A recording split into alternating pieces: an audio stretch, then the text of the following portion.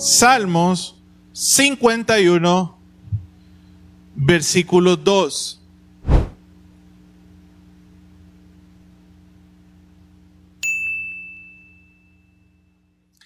Leemos la palabra del Señor de la siguiente manera: lávame de la culpa hasta que quede limpio y purifícame de mis pecados. Amén. Cerramos nuestros ojos. Buen Dios y Padre, gracias, Señor, porque nos permites estar hoy acá, en tu casa, Señor, escuchar tu palabra, Señor. Mi Dios bendito, trae en nosotros, Señor, ese deseo de querer aprender, Señor. Abre nuestros corazones para que tu palabra sea viva y eficaz, Señor. Mientras yo hablo, Señor, tu Espíritu Santo es el que enseña, Señor. Dios, que no sean mis palabras, Señor, sino tus palabras puestas en mi boca, Padre, para hablar, Señor, conforme a tu verdad. En el nombre de Jesús. Amén y amén. En esta oportunidad voy a hablar acerca de un tema que quizás parece sencillo, pero realmente no lo siento así. Y es una parte que no solemos platicarlo mucho. El tema yo lo he titulado Libres de culpa. Este salmo que acabamos de leer nos hace referencia acerca de, para ponerles en contexto, en esta oración en la cual, o este salmo que David habla, es después de que les llamaba la atención a través de un profeta por el pecado que había cometido, de haberse metido con la mujer de otro hombre, y el cual este hombre lo manda a matar para quedarse con esta mujer. Entonces él en su locura y en su deseo, Dios habla muy fuertemente a su vida respecto a las consecuencias que iba a tener y el castigo y etcétera. Entonces en este punto ya nos encontramos a un David que reconoce y dice: híjole, no estuvo bien, realmente fallé. Y es donde narra entonces todo este capítulo, y en este versículo en específico: lávame de la culpa hasta que quede limpio y purifícame de mis pecados. Los seres humanos como tal, nosotros somos seres emocionales y racionales. Experimentamos a lo largo de la vida un proceso madurativo que nos permite desarrollar la capacidad para regular nuestras interacciones, familiarizarnos con nuestros propios estados internos, así como con los demás. Y esto es prácticamente conocernos a nosotros mismos.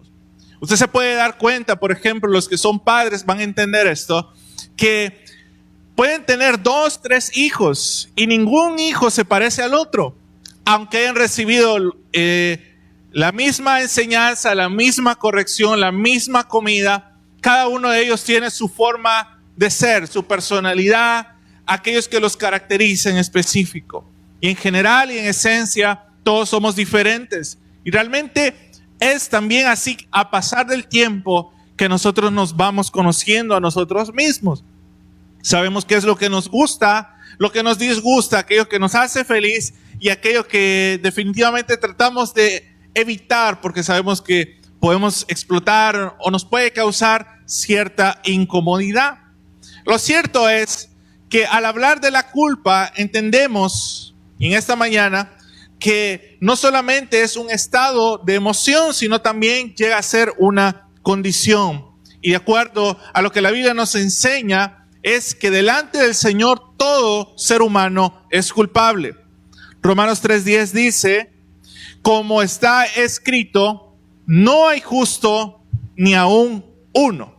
Y esto es algo que realmente nosotros debemos de comprender en la vida. Que hay personas que de repente dicen: yo me voy al cielo porque soy buena persona. Yo no le he hecho nada, no he matado, no he robado, no he hecho daño a nadie. Por eso creo que me he ganado al cielo. Sin embargo, delante de los ojos del Señor no hay justo ni uno solo, y todos merecemos condenación eterna. ¿Cómo empieza eso? Nosotros vemos desde el momento en que Adán y Eva infringieron la ley de Dios de no comer el fruto prohibido la culpa entró a la historia de la humanidad. Aquellos que han estudiado en una escuela o un colegio, probablemente les tocó en alguna ocasión estar en un salón donde hay un grupo de estudiantes que son mal portados. Y en una de esas, de casualidad, quizás ese grupo se excedió de broma y el profesor o la profesora se enojó y le dijo, por culpa de ellos ustedes no van a salir al recreo. Y no sé cuántos experimentaron eso, pero qué cólera. Y uno dice, eso no se vale. Y digo, ¿qué culpa? Ellos se estaban molestando, no yo. Y yo creo que algo similar nos va a pasar con Adán y Eva. Porque ustedes saben de que por culpa de ellos, toda la desgracia que pasó a la humanidad. Y yo creo que cuando vayamos allá con Dios, varios van a buscar a Adán y Eva y le van a reclamar. Pero tomando en cuenta, y uno dice, bueno, ¿y yo qué culpa de que Adán y Eva hayan fallado y que tengo que estar pagando yo? Y es que es más profundo que un simple castigo del aula en un lugar de estudio. Porque en este momento, cuando Adán y Eva deciden desobedecer, ellos es como que si estuvieran abriendo la llave, o usado la llave y abriendo la puerta para que el pecado entrara al mundo. Y automáticamente, al haberse abierto esa puerta, todas las personas entramos a un punto de condenación. Entonces, con esa culpa llegó un sentimiento de culpabilidad y vamos a ver que son cosas diferentes. Sabían que habían violado una ley, eran culpables y se sentían culpables, pero Dios mostró su plan con el fin de cubrir la culpa humana con el derramamiento de sangre inocente. Y es en Génesis 3:21 donde nosotros nos damos cuenta que Dios hizo el primer sacrificio. ¿Para qué? Para cubrir con pieles de animales a Adán y a Eva y que ellos no estuvieran desnudos. Y aquí lo vemos en la escritura, en Hebreos 9:22, en el cual nos confirma algo muy interesante y el cual me llama muchísimo la atención como lo dice. Hebreos 9:22. Y casi todo es purificado, según la ley, con sangre, y sin derramamiento de sangre no se hace remisión. Eso es lo que me llama la atención, y casi todo es purificado. Pero lo que vemos acá y lo que Dios hizo en el jardín fue una imagen de lo que haría miles años después para cubrir la culpa del mundo, para que toda aquella persona que creyera en su Hijo, en su muerte y resurrección, tuvieran vida eterna y fueran libres del castigo eterno. Y así lo vemos en Juan capítulo 1, versículo 12. Mas a todos los que le recibieron, a los que creen en su nombre, les dio potestad de ser hechos hijos de Dios. Entonces, nuestro único boleto de libertad definitivamente es a través de la sangre de nuestro Señor. No son nuestras obras, no es algo que podamos hacer, es únicamente a través del sacrificio de Jesús que usted y yo somos libres de culpa y libres de condenación. Ahora, es probable de que por ser hijos de Dios ahora ya no cometamos errores. No, todos los días pecamos. Sin embargo, aunque estemos libres de la culpa eterna, probablemente también en nosotros como cristianos podemos llegar a albergar culpabilidad por ciertas cuestiones que hemos hecho malas. Yo alguna vez, estoy seguro que lo comenté anteriormente, cuando estaba pequeño y después de estudiar, yo escuchaba, mi mamá estaba escuchando la radio bautista a las 12 del mediodía y yo constantemente, si yo sabía que me había portado mal con mi mamá, yo escuchaba en la radio la persona que hacía la profesión de fe, la oración de fe, y yo la hacía todos los días, porque yo decía, me porté mal, no me quiero ir al infierno, quiero ir al cielo, Señor, perdóname. Y todos los días que salía la oración de fe, yo la repetía, porque tenía culpa de haberme portado mal. Estoy diciendo así, tenía como unos 9 años, algo así. Pero, ¿qué es lo que dice la Biblia? Segunda de Corintios, capítulo 7, versículo 10, en la Nueva Biblia de las Américas, dice: porque la tristeza que es conforme a la voluntad de Dios produce un arrepentimiento que conduce a la salvación sin dejar pesar. Pero la tristeza del mundo produce muerte. Mire bien la diferencia de lo que habla este pasaje. La tristeza conforme a la voluntad de Dios produce arrepentimiento. Pero la tristeza conforme al mundo produce muerte. Yo les hago una pregunta a todos en esta mañana. ¿Cuántos se han sentido culpables alguna vez? Creo que todos, pues, aunque no me levante la mano, todos en algún momento sabemos que nos hemos tenido este sentimiento. La culpa es una emoción que funciona como un sistema de alarma interno que surge de la creencia o sensación de haber transgredido las leyes humanas, éticas, personales o sociales. Y para esto, para diferenciar entre el bien y el mal, incluso a una persona que no es creyente en Dios, necesitamos un punto de partida. Y ese punto de partida siempre inicia por Dios. Y el punto de lo negativo va a empezar por Satanás. Dios en el lado de los buenos y Satanás en el lado de lo malo. La ética, la moral tiene que tener un punto de partida y de inspiración en el cual hacer válida las creencias o afirmaciones que estos hacen. No puede empezar de la nada. La culpa, como tal, es un sentimiento de autocondenación por una cosa que hicimos hace tiempo. Es cuando sabemos de que la hemos embarrado en algo. La culpa la podemos tener por un error que cometimos ayer, por algo que hicimos mal hace una semana, hace un año, 5, 10 o mucho más años. Normalmente la culpa viene a ser por asuntos no resueltos dentro del corazón. En esto es alguien también que está bajo juicio o castigo por algo que cometieron. Y hoy quiero hablarles acerca de este punto porque si bien es cierto la Biblia nos da a luz muchas cosas, también tenemos el estudio profesional y quiero hablarles acerca de lo que los especialistas dicen respecto a la culpa. Y hay dos tipos de culpa. El primero es la culpa imaginaria. En la culpa imaginaria aparece cuando asumimos sin tener responsabilidad culpa por aquellos episodios que no pudimos evitar. Fue algo que sucedió y nosotros no pudimos intervenir. Por ejemplo, si usted de grande o de niño te abusaron y tú dices, tú tienes esa culpa y dices, si yo hubiera hecho algo, si le hubiera dicho a mis papás, si no hubiera sido tan confianzudo, no hubieran abusado de mí. Y hay una culpa en tu corazón. También puede suceder por la pérdida de un ser querido. Debo confesarles algo. Por el trabajo de mi padre, que es pastorear la iglesia, he ido a más funerales y entierros de los que quisiera admitir. Desde pequeño. No se imagina cuántas velas y entierros he ido en la vida. O sea, son muchos.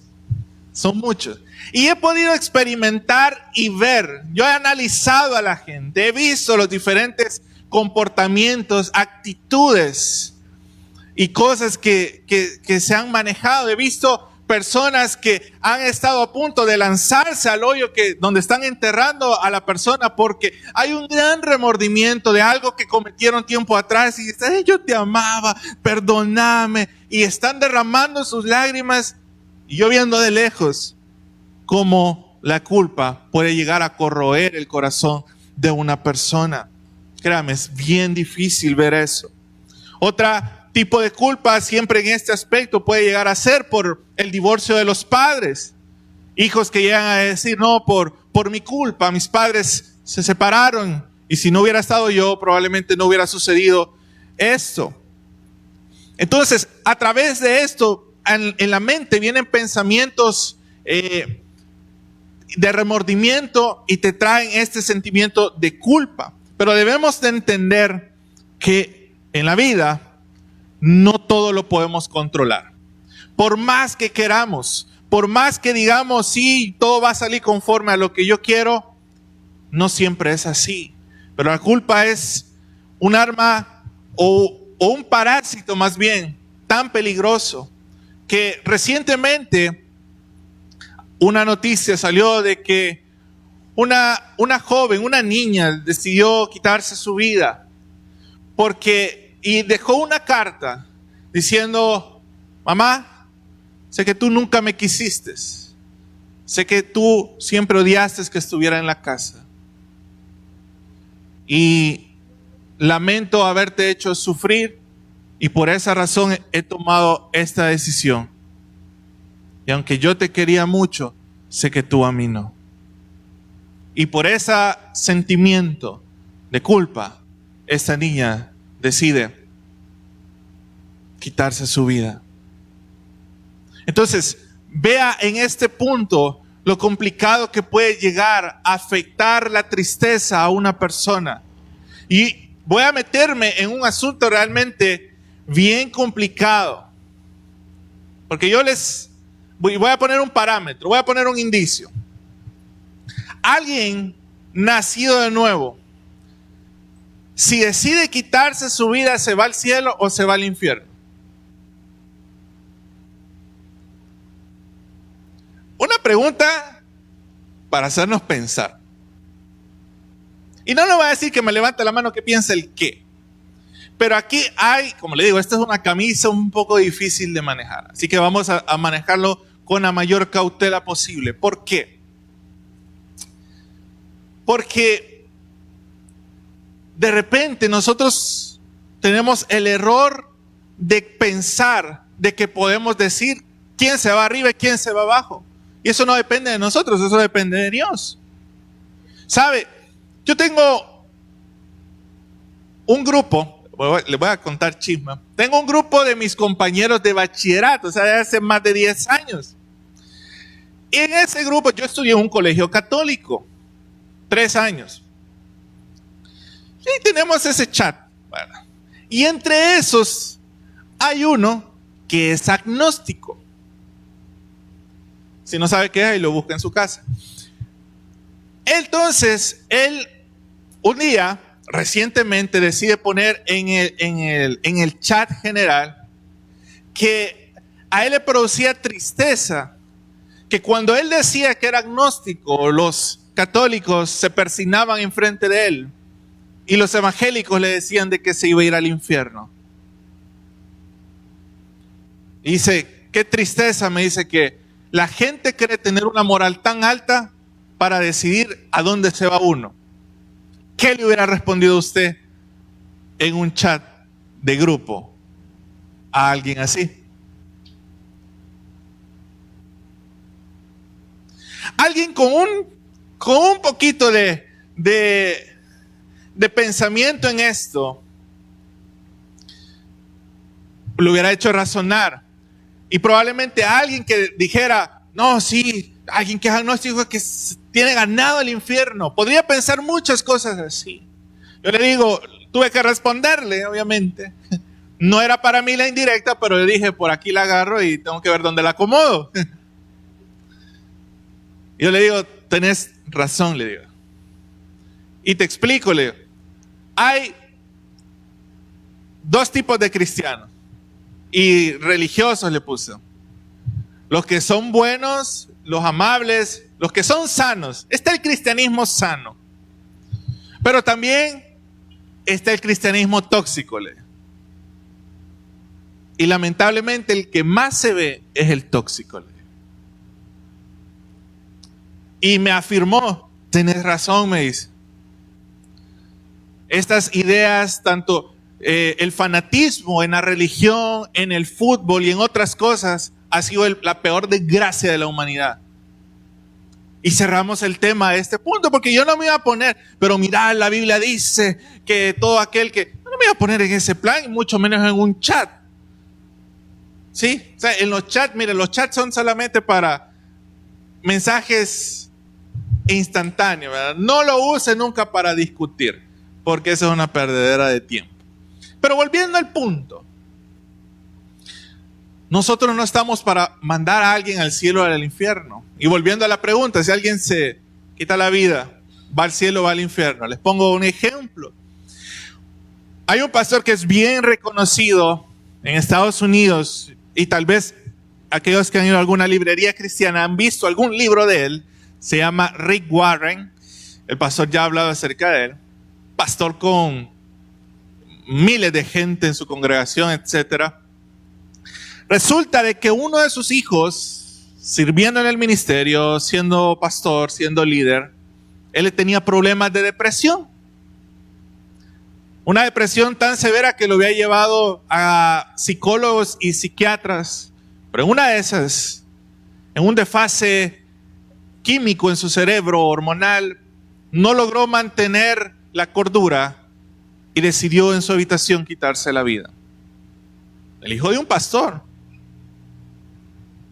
Y hubo gente, obviamente, desalmada, que le hace la pregunta directamente al pastor. Mire, ¿y su hijo cree que se fue al cielo o cree que se fue al infierno? No se imagina lo complicado que es responder a esa pregunta.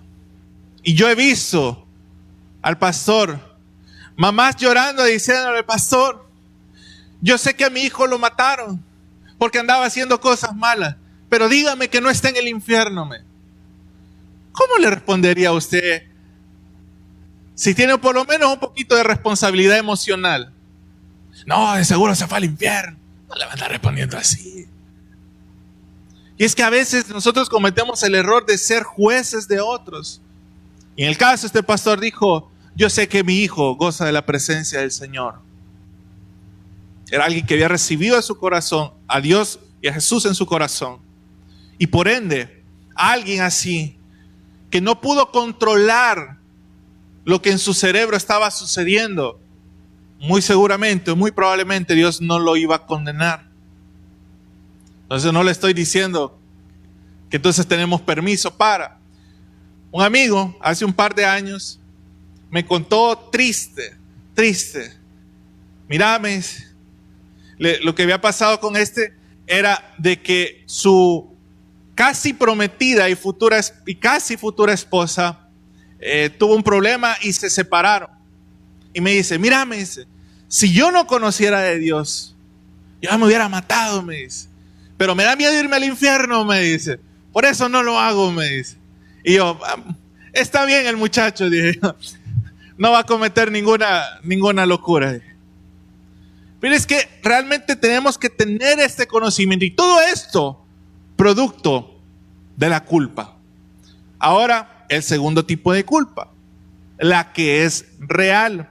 Y esta culpa nace de una experiencia de desbordamiento de los propios impulsos destructivos que conlleva haber dañado o haber deseado dañar a algo o a alguien y nos lleva a cometer acciones incorrectas. Y es ahí donde probablemente todos alguna vez hemos hecho algo y decimos: híjole, la regué.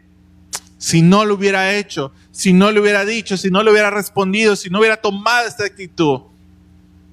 Y hemos tenido este sentimiento de culpa.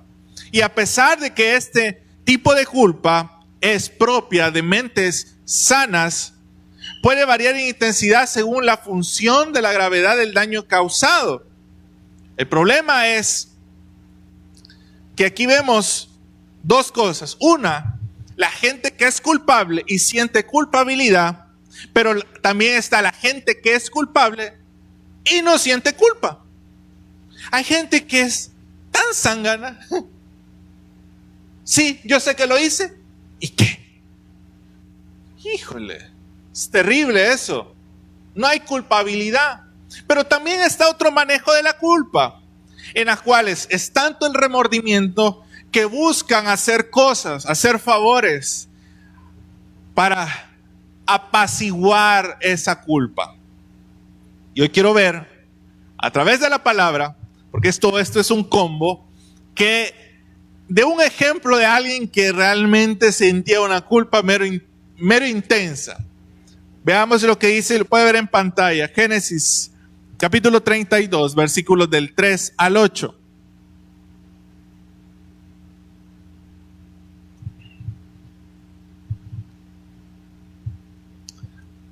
Génesis 32. Y envió Jacob mensajeros delante de sí a Esaú su hermano a la tierra de Seir, campo de Edom, y les mandó diciendo: así diréis a mi señor Esaú, así dice tu siervo Jacob, con Labán he morado y me he detenido hasta ahora, y tengo vacas, asnos, ovejas, y siervos y siervas. Y envió a decirlo a mi señor para hallar gracia en tus ojos. Detengámonos acá. Contexto resumido. Todos sabemos la historia de Jacob y Esaú. El brother era buenísimo en negocios. Un día decide comprarle la primogenitura a su hermano.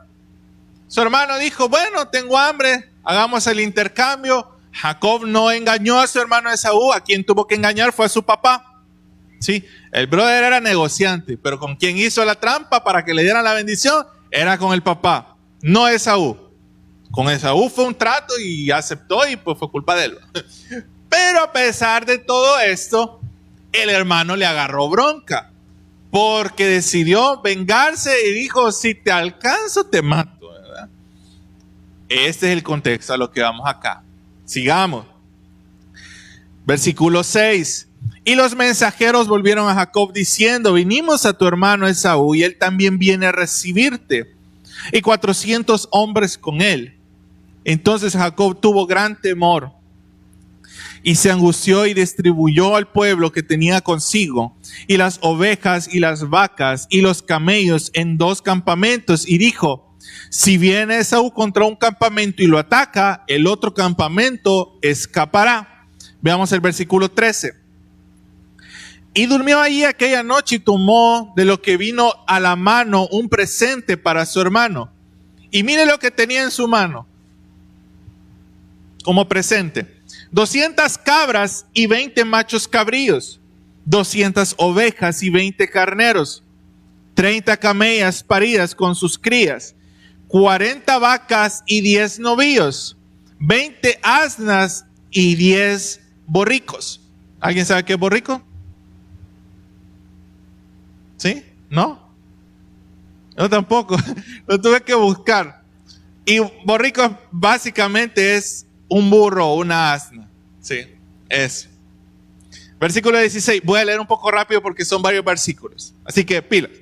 Y lo entregó a sus siervos cada mañana, cada manada de por sí. Y dijo a sus siervos, pasad delante de mí y poned espacio entre manada y manada. Y mandó al primero diciendo, si Esaú mi hermano te encontrare y te preguntare diciendo, ¿de quién eres y a dónde vas? ¿Y para quién es esto que llevas delante de ti? Entonces dirás, es un presente de tu siervo Jacob que envía a mi señor Esaú. Y aquí también él viene tras nosotros.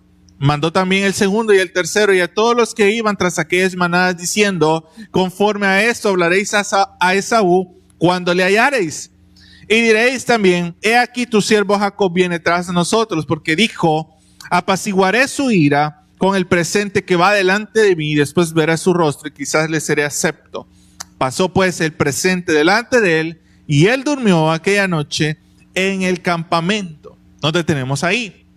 La culpa de Jacob que cargaba era tan grande que 20 años después de lo que había pasado con su hermano, él seguía teniendo miedo a que él hiciera algo. ¿Y qué dijo? Bueno, para calmar la onda, antes de verlo, le voy a dar todo lo que acabamos de leer. O sea, el tipo sabía de que algo no estaba bien y él tenía ese sentimiento de culpa. Entonces, puede llegar a suceder eso, que hay situaciones que las estamos cargando de tanto tiempo atrás. El sentimiento de culpa no es algo estático. Va creciendo porque entre más no resolvemos algo dentro de nosotros, y ojo con esto, que lo que puede llegar a pasar, puede ser que ya le hayamos pedido perdón a Dios, puede ser que le hayamos pedido perdón a la persona que le fallamos, pero aún así nosotros nos sentimos culpables. Y esto es peligroso. Después de pedirle perdón a Dios y a las personas, uno puede llegar a sentir culpa todavía.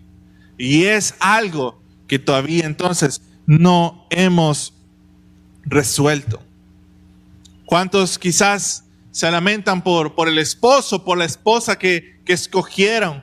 O el padre o la madre que le dieron a sus hijos. Se culpan de no haber aceptado tal trabajo. Se culpan de una y tantas cosas. y hasta el día de hoy, si hay algo que todavía tú te estás lamentando, hay algo que necesitas resolver.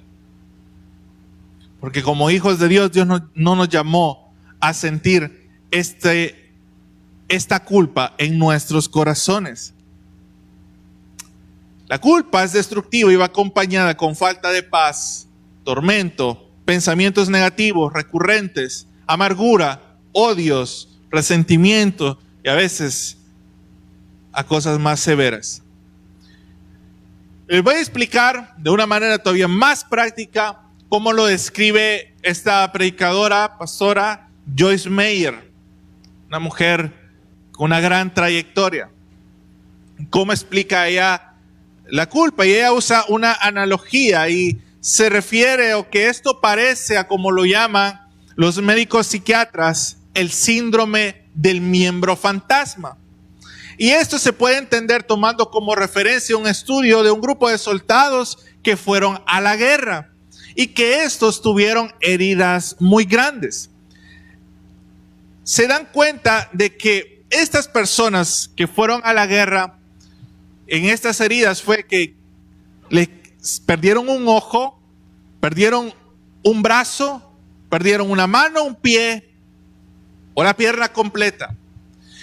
Y el problema surge que después de que los han estado tratando con cirugía y ya les amputaron y todo, ellos afirman sentir todavía que esa parte del cuerpo todavía está. Ellos dicen, siento picazón en la mano y esa mano ya no existe. Siento que me ha dado un calambre en el pie y el pie ya no existe.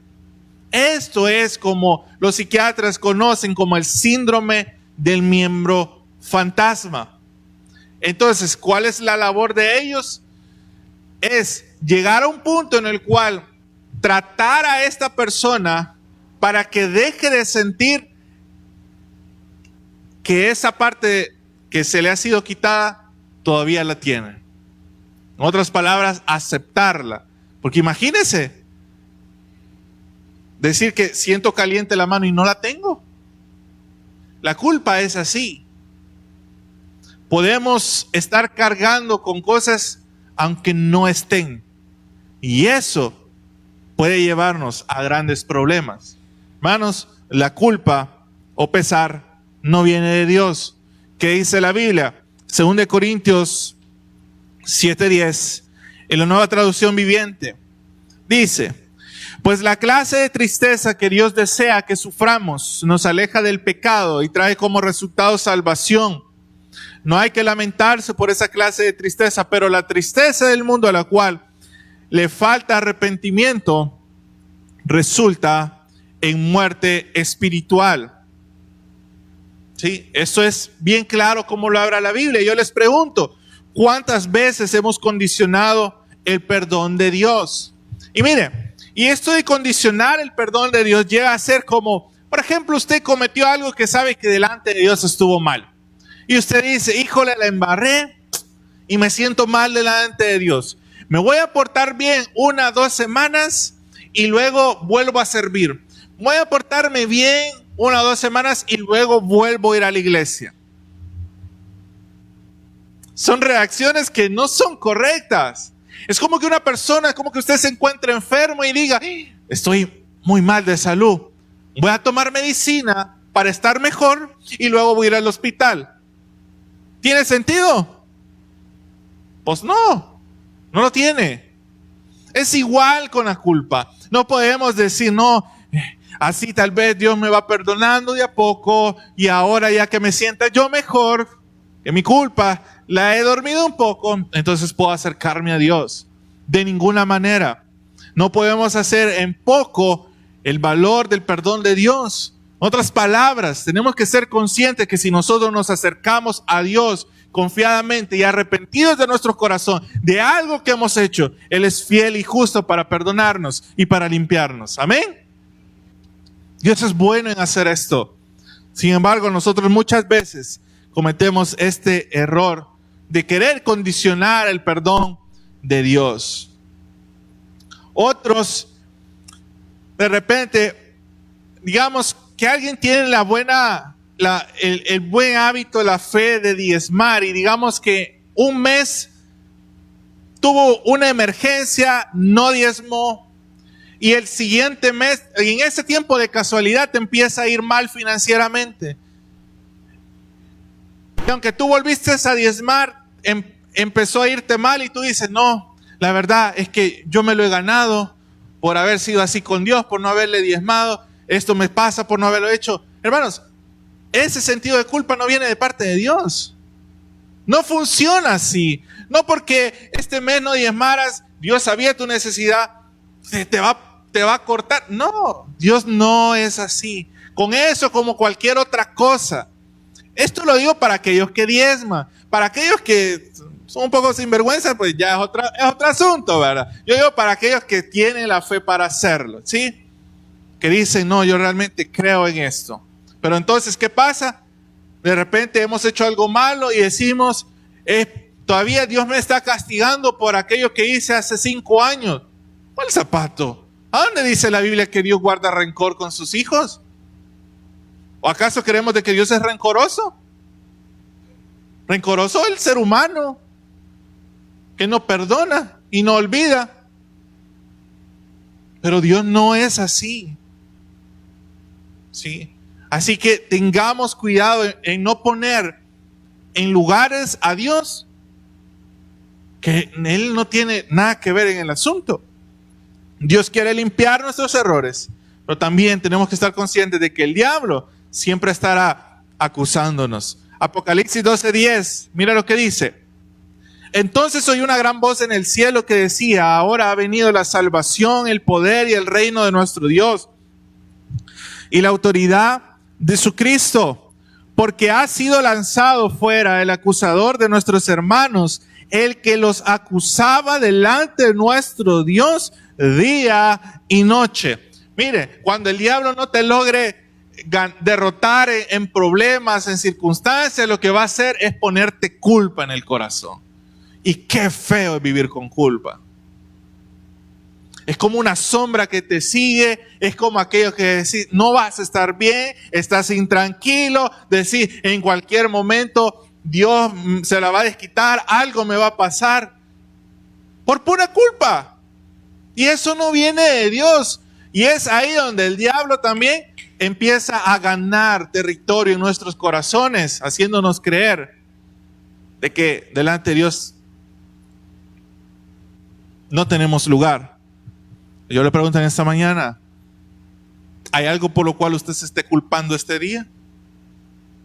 ¿Hay culpa reprimida en su corazón?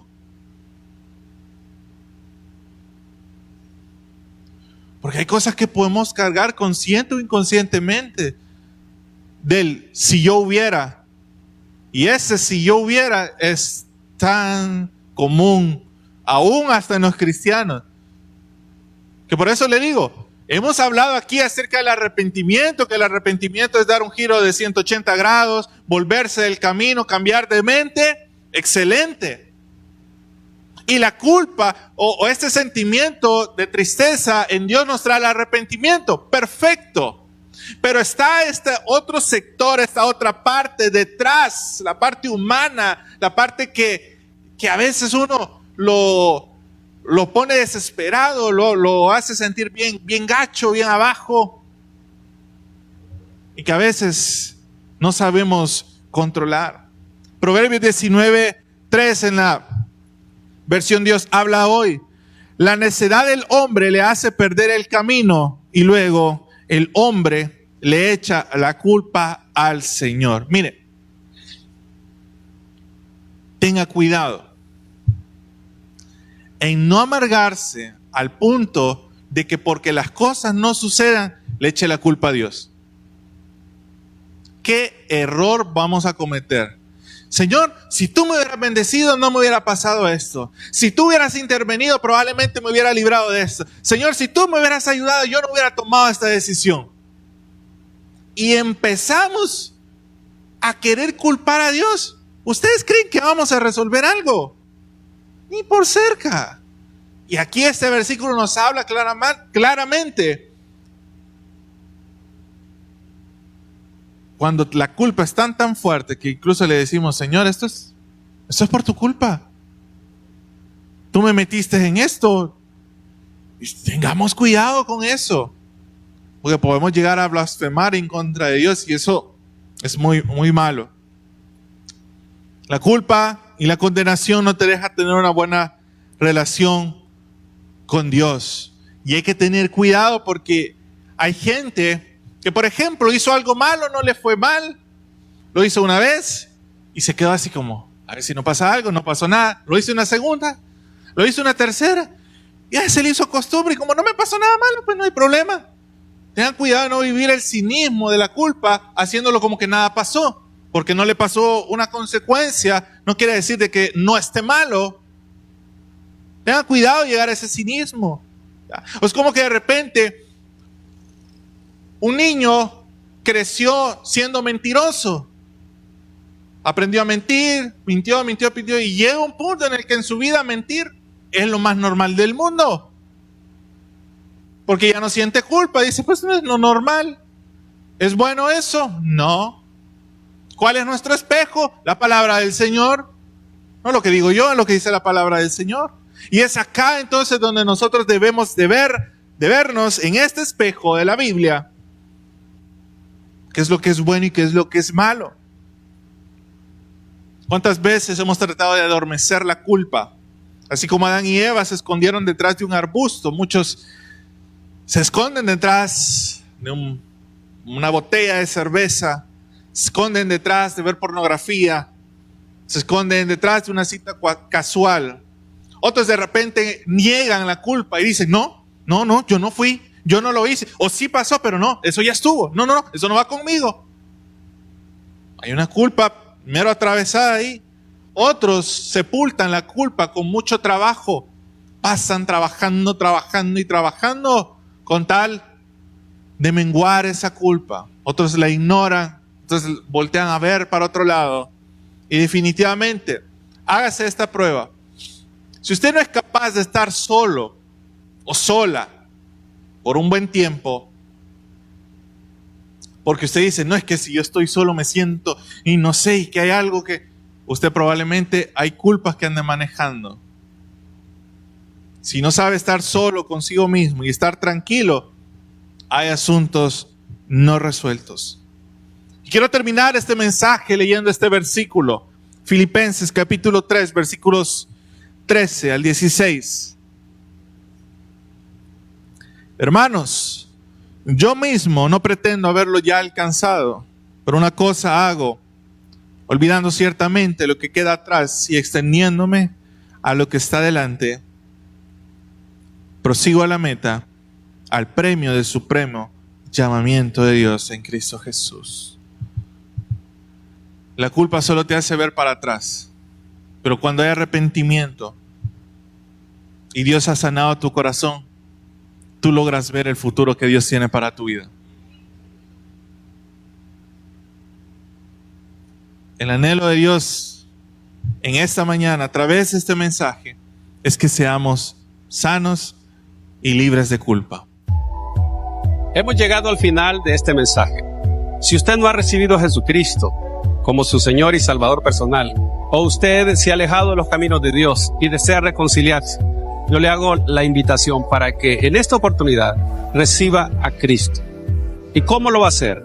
Repitiendo conmigo la siguiente oración. Señor Jesús, yo te recibo hoy como mi único Salvador personal. Creo que eres Dios, que moriste en la cruz por mis pecados y que resucitaste al tercer día. Me arrepiento, soy pecador. Perdóname, Señor. Doy gracias al Padre por enviar a su Hijo a morir en mi lugar. Gracias, Jesús, por salvar mi alma hoy. Amén. Si usted ha hecho esta oración, yo le invito para que se congregue en una iglesia donde se predique el Evangelio de Jesucristo. Que usted pueda también leer la palabra de Dios para que tenga mayor conocimiento de Él y pueda orar. Orar es platicar con Dios. Y si no, le invitamos a nuestra iglesia en Tabernáculo de Restauración, acá en Soyapango, con nuestros horarios de día domingo, 8 y 10. Día de semana tenemos 2 servicios, el día miércoles y día viernes a las 6 de la tarde. Todos serán bienvenidos. Que Dios les bendiga.